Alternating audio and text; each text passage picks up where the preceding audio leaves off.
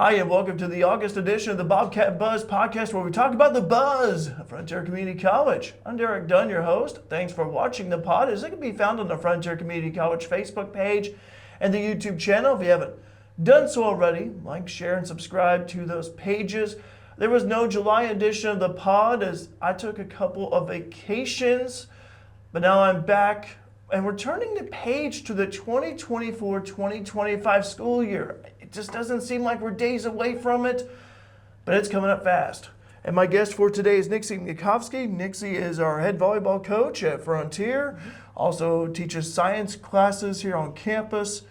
Coach, I got to tell you, I can't believe we're at this point in the year. I mean, July is come and gone. August is officially here. When I think of August, I think of back to school. Yes, me too. We're excited. I hate to see summer go, but at the same time, it's time to start volleyball.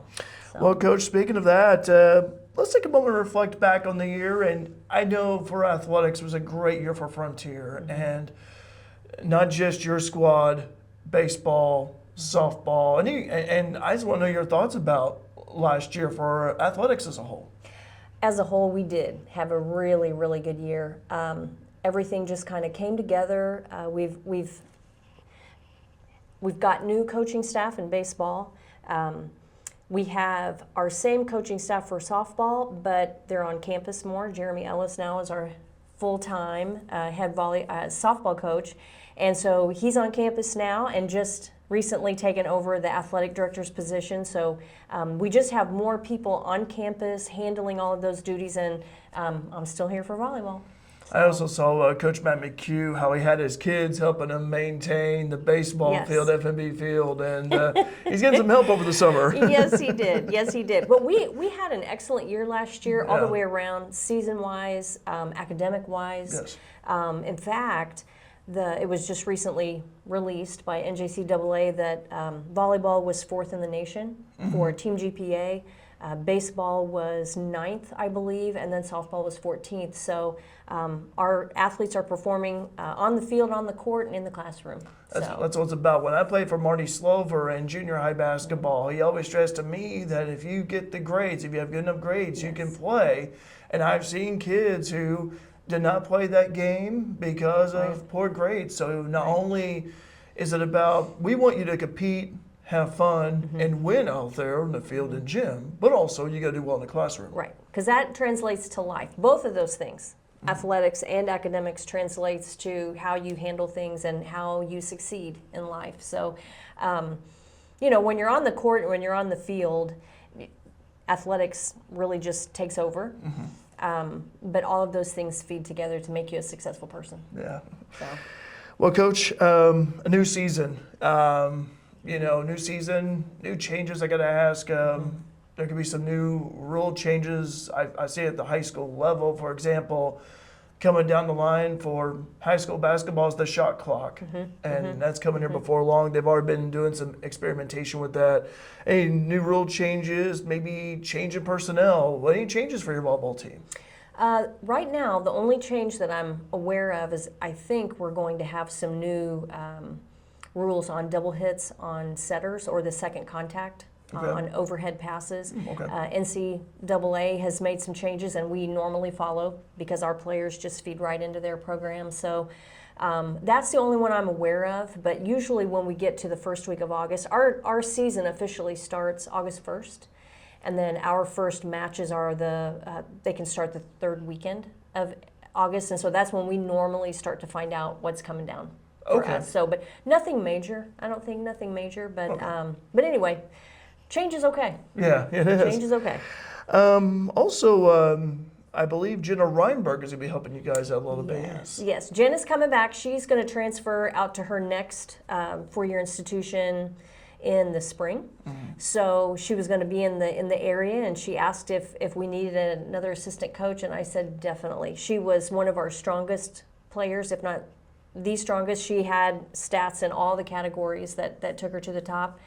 So she's going to be a great addition to our coaching staff. We still have Libby Lingefelter, still have Erica Bishop, and Jen is just going to fit right in there, really being able to address more of the players' issues as their new students coming into a program. Not that our sophomores, we have a great group of sophomores Yes. coming back, but Jenna is going to be able to take herself out of the player situation and be able to be more of a coach or a mentor. So I had we're her on the excited. pod a while back, and she also worked here at Learning Commons, and Yes. her, you can definitely tell she's a coach's kid. I thought she was very knowledgeable about the game, very wise. I thought she's going to be a coach one of these days after Yes. talking to her, and this is Yeah. a good experience for her too. It is, and that is actually one of her plans. She would like to go on and coach at some point, and I think she'd be excellent. She's very much a people person, Yes.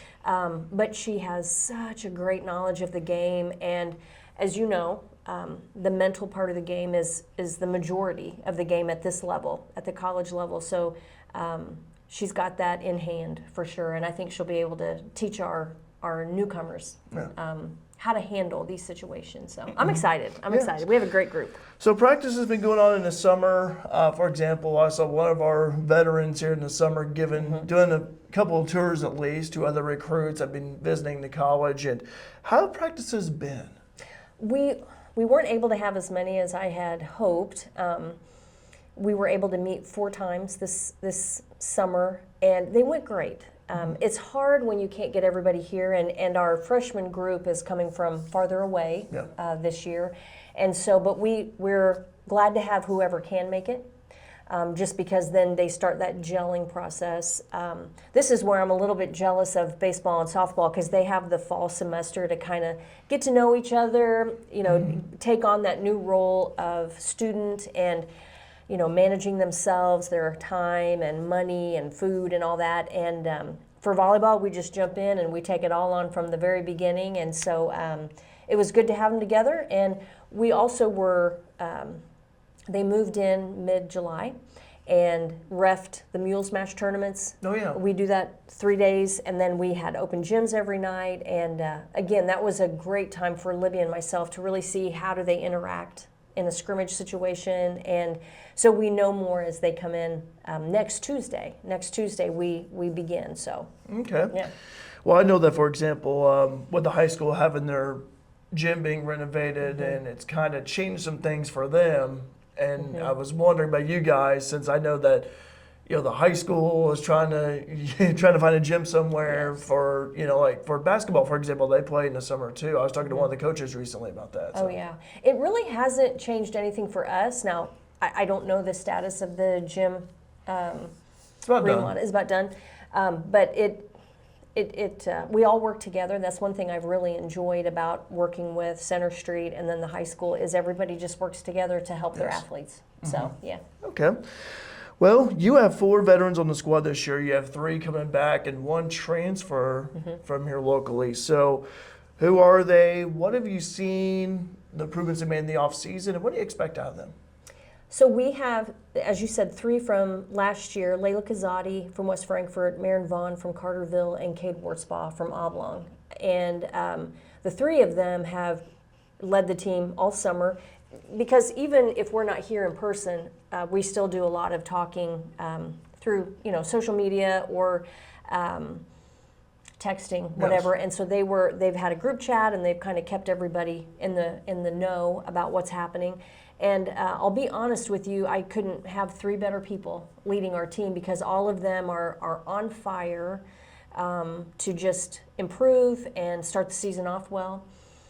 We also have Lexi Klein. Yes. She's from here in Fairfield. She spent her first year at Lakeland, and we're happy to have her. I think she'll step in and do a good job. She's got a lot of experience. So I just have a group of seasoned players who are skilled, but also understand the game of playing volleyball and going to class, making all that work while you're living with 13 new people, which is really the test. That's the test.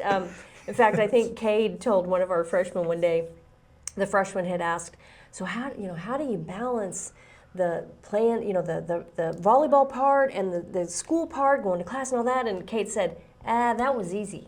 It's learning how to live with 13 other people. Yeah. That's the hard part of the season, which is true. It really is. So, but anyway, we've got 4 good sophomores coming back, and I think they'll be good leaders. Awesome. So, That's the thing. I was expecting the leadership because they've been through the fire, they've been through a season, and now it's like they come in and they're not, as the old saying is, they're not fresh anymore, they're experienced. Right.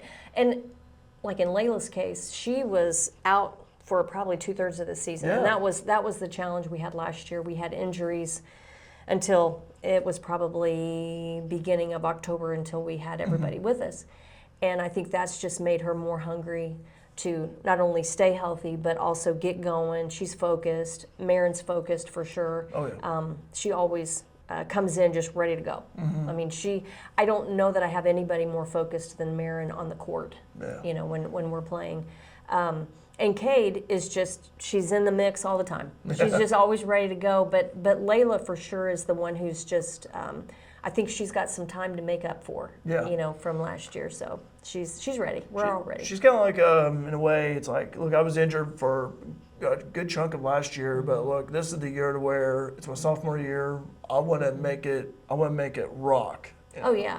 Well, once we had everybody back last year, our crowning achievement was we beat Lincoln Land. Yeah. Our program has never done that in our 8 years of being here, a program. And I told the girls that night, I'm like, that's who you are, and that's what you have to carry forward. Yeah. And so it was a hard year to get through, because when you're missing 3 people from the first weekend on, it's tough to come back from that. And again, that works on the mental part. So yeah. Well, several freshmen be making their debut at the college level. Who are they?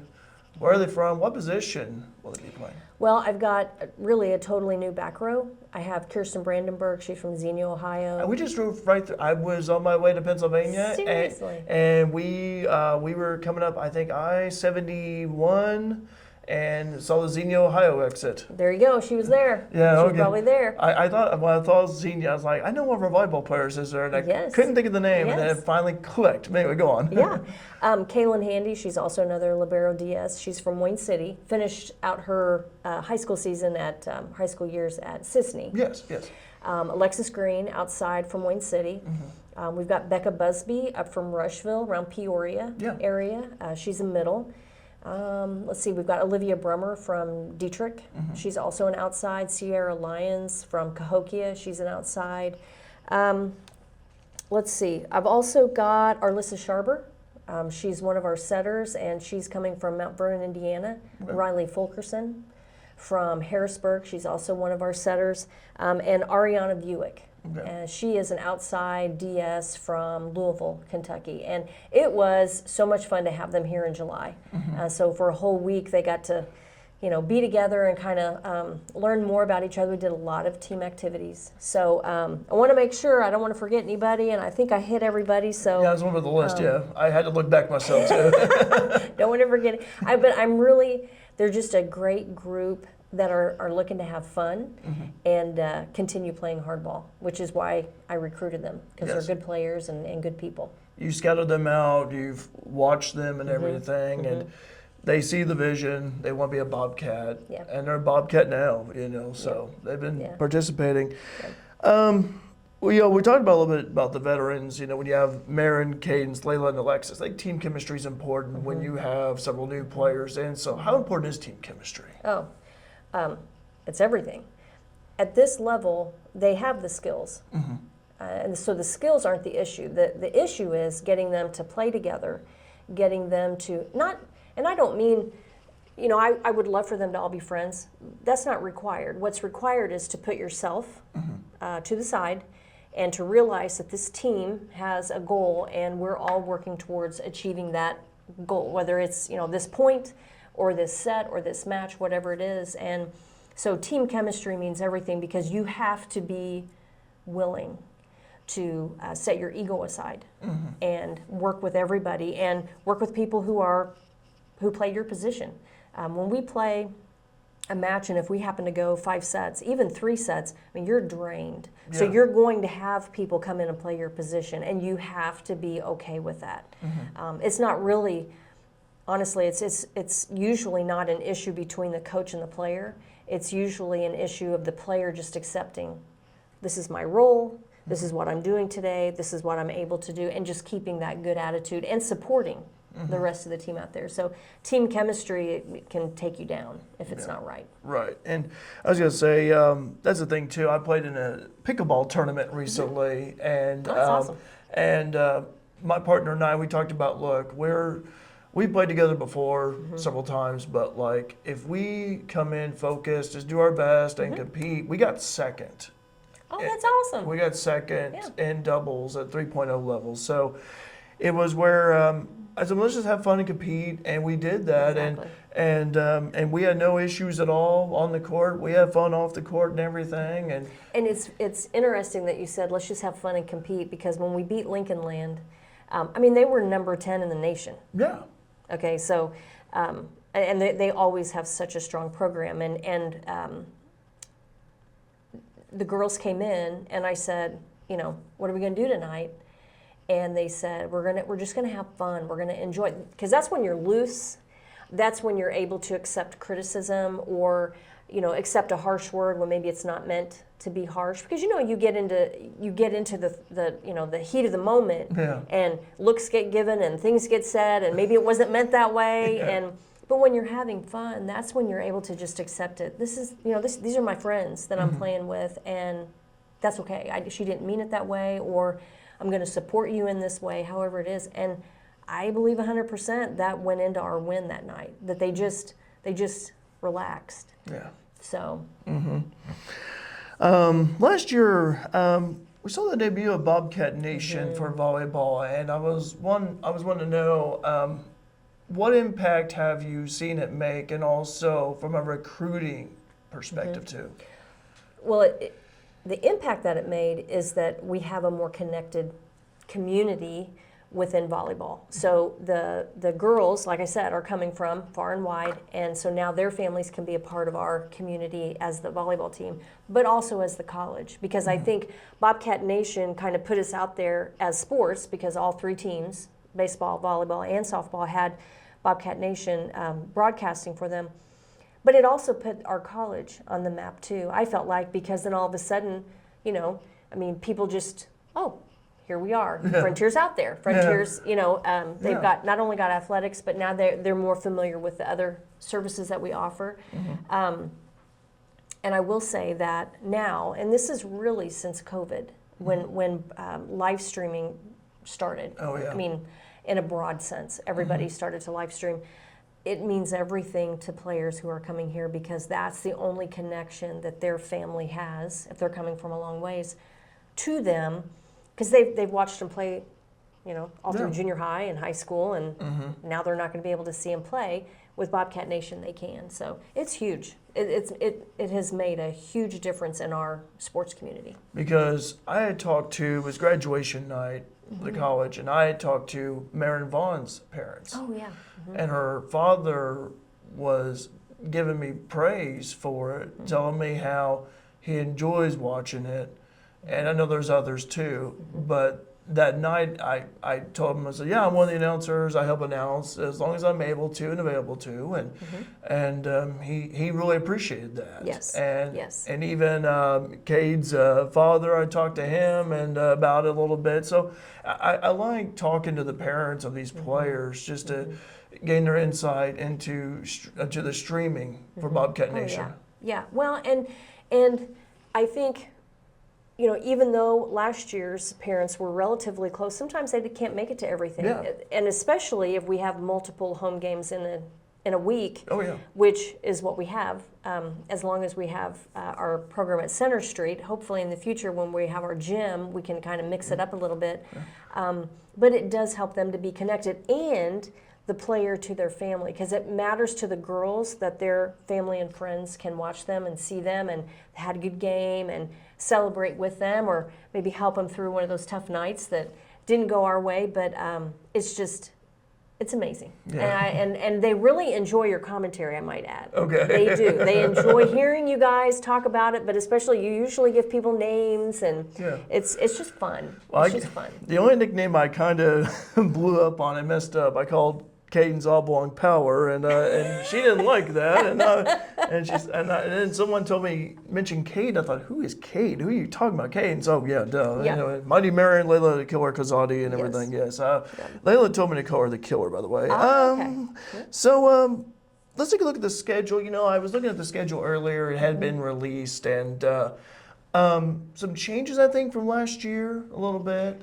And also, I think you guys are D1 Yes. in volleyball, because last year I think you guys were in D2, I think, for NJCAA. Yes, we are officially Division I now, and for NJCAA, and which really means the teams that we're competing with at the region level are closer to us. Yeah. Division II, we were having to travel a very long distance to most of them, 4 and 5 hours.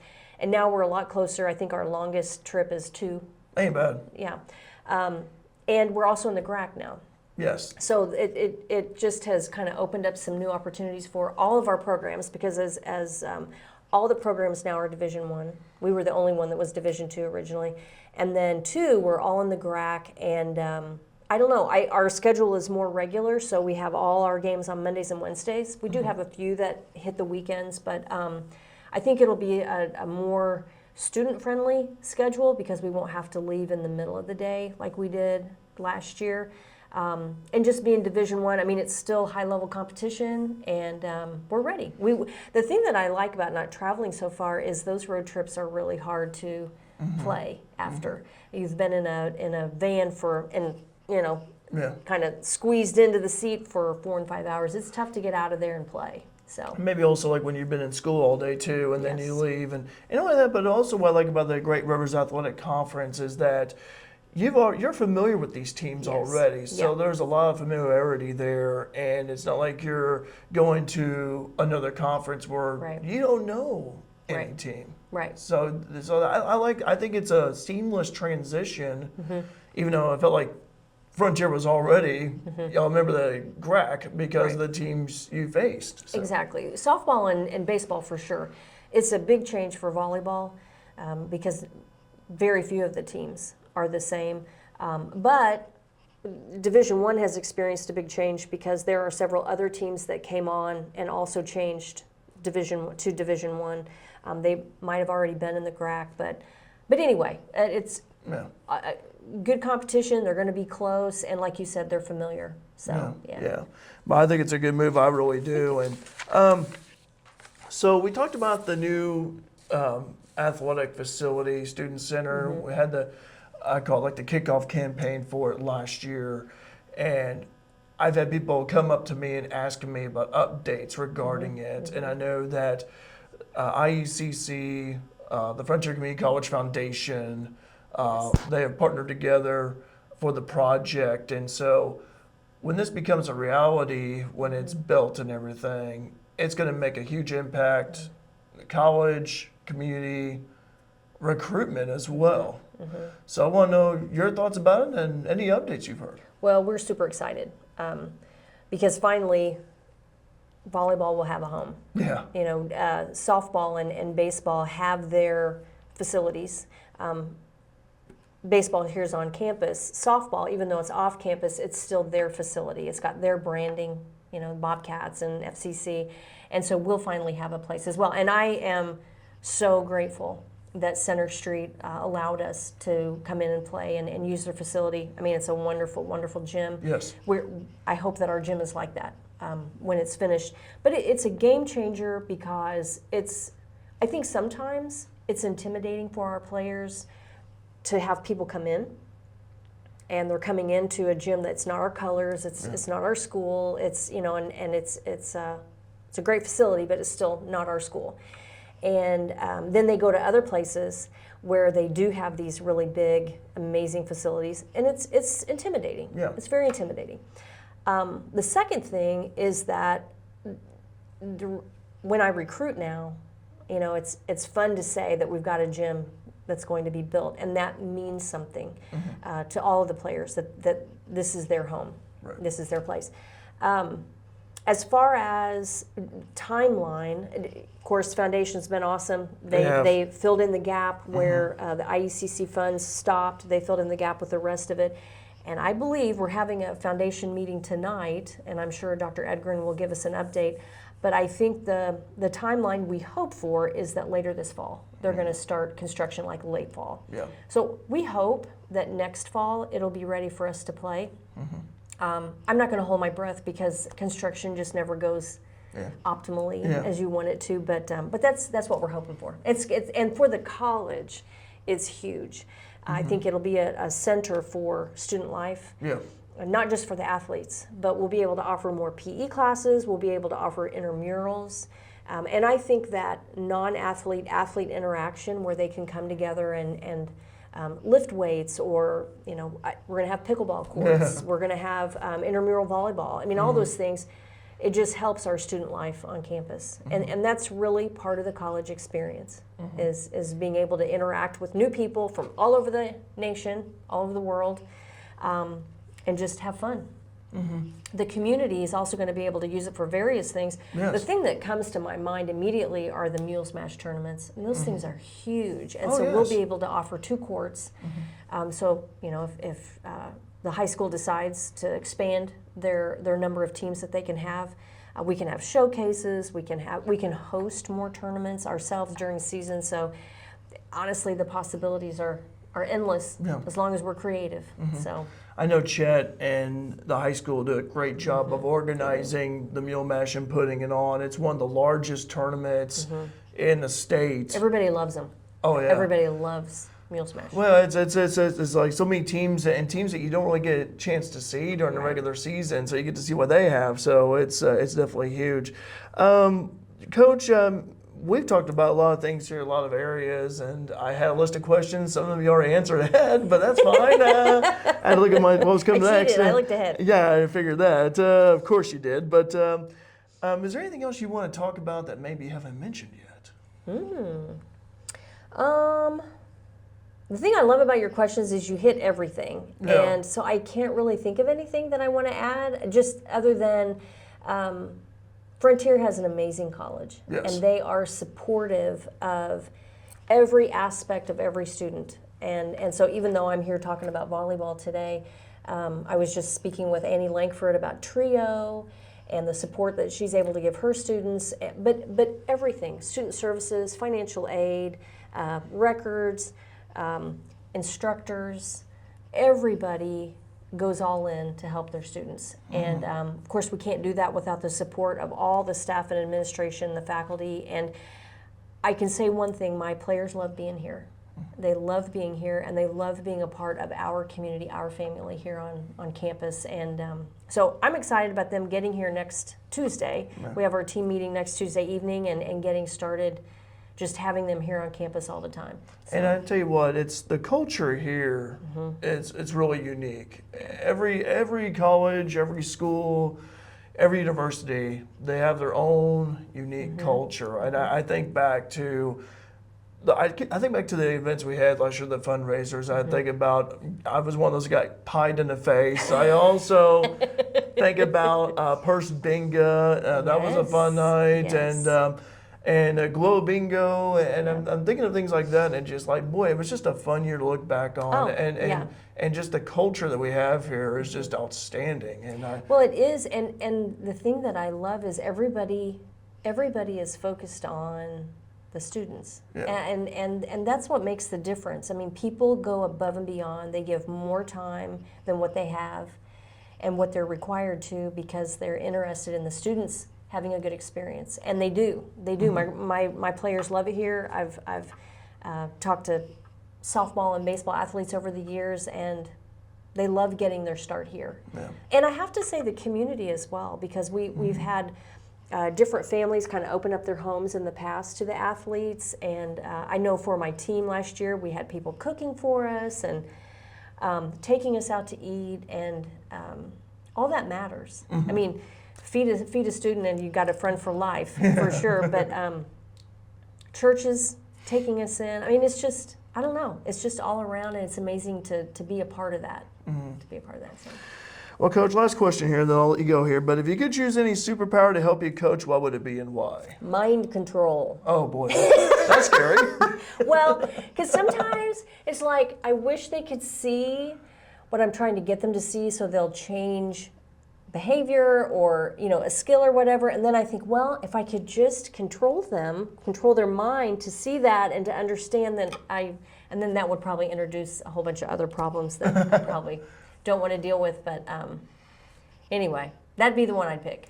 All right. Well, anyway, we'd like to remind those of you who are watching, August 14th. Yes. The first volleyball scrimmage against Shawnee. Right. And then it just continues on from there. Yes. So we're not too far away. No, we're not. We have that scrimmage on, I think it's a Wednesday. Okay. And then that weekend we go to Northwest Mississippi and have 2 scrimmages on Saturday. And then that next weekend, and what I love about the scrimmages, they don't count on our record, but they give us an idea of where we're at. So we'll have all those 3, and then we come back and we have practice for that next week when we can really kind of dial into specific issues that we're having or maybe deficiencies that we saw over those scrimmages and move on. And then that next weekend we go up to Rockford. So we're doing a lot of traveling in August. In September we go out to East Central in Missouri and we play a tournament out there. And otherwise it's, really staying here pretty close to home. So. But anyway, I'm excited. I'm ready to go. Well, we encourage those to come to the home games here at Center Street this season, or even the road games as well. If you're not able to, we'll have them live streamed on Bobcat Nation, the home games anyway, to where if you're not able to come, you can still watch. You can support your Bobcats volleyball squad. Coach, it's always great chatting with you here, and thanks for coming by here. And it's been a while since I've seen you and everything, but looking forward to the start of volleyball season. And also, I'm going to be calling some volleyball games for you guys on Bobcat Nation this fall. Awesome. So that's awesome. You guys do a great job. We're excited. Appreciate that. I do the best I can, and as long as I'm able and available, that's when that's when I can do it. So anyway, thanks very much for watching this August edition of the Bobcat Buzz podcast. Again, we'll see you for the next month edition, which will be September. Anyway, thanks very much for watching. Have a wonderful rest of your day. Again, thanks for watching.